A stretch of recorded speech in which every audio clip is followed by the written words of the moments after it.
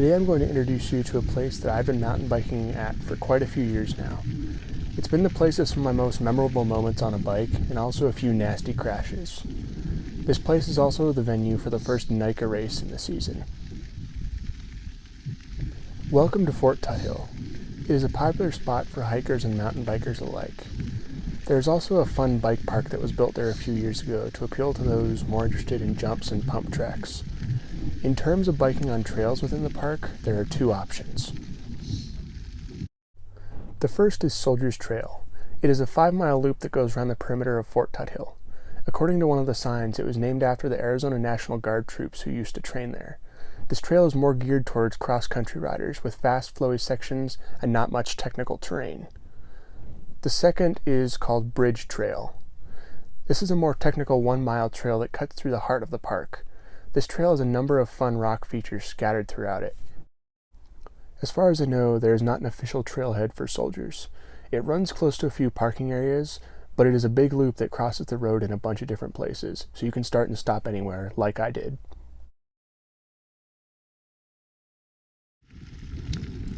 Soldier's Trail starts off from the parking area closest to the entrance with fun, flowy single track.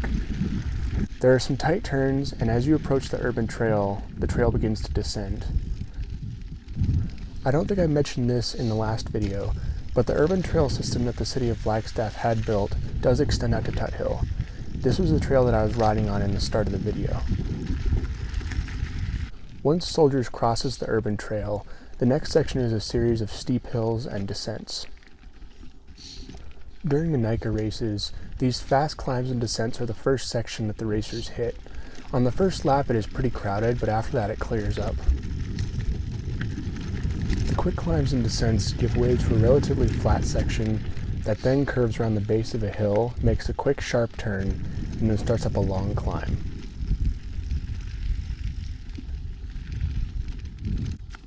The grade is only very steep for the first 50 feet or so, but after that is just a long climb up to the top of the hill.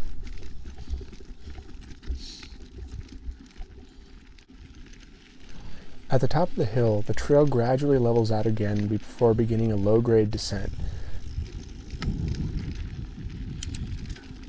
This part of the loop is, for me at least, the most fun, mainly because there's a lot of turns that test your cornering skills, but then there are flow sections as well that you can go fast on.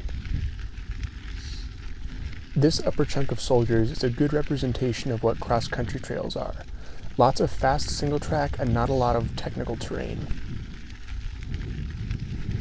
The descent continues onto a long straightaway that ordinarily I would go tearing down, but this is where the Bridge Trail intersects with Soldiers and I didn't want to miss the intersection. Bridge starts out smooth enough. It is pretty much the same single track, but that all changes quickly after the first rock garden. One thing that is ubiquitous throughout Bridge is white scratches on the rocks lining the trail. This is caused by riders clipping their pedals on the rocks. I definitely added to these today. The first feature on Bridge is a small rock pile covered partway with dirt. At first glance it might seem that going right over the center of the rocks is the best line, but the best line is actually to go high on the left and down the back of the feature. The next feature is another rock garden. You can pretty much go right down the center line on this feature.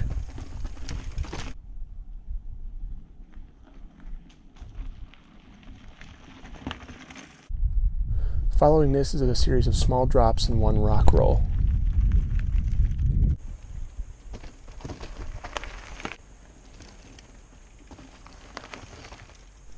At some point when Bridge was being built, there was a large rock wedge between two trees, and the builders figured that instead of going around it, they would incorporate it into the trail.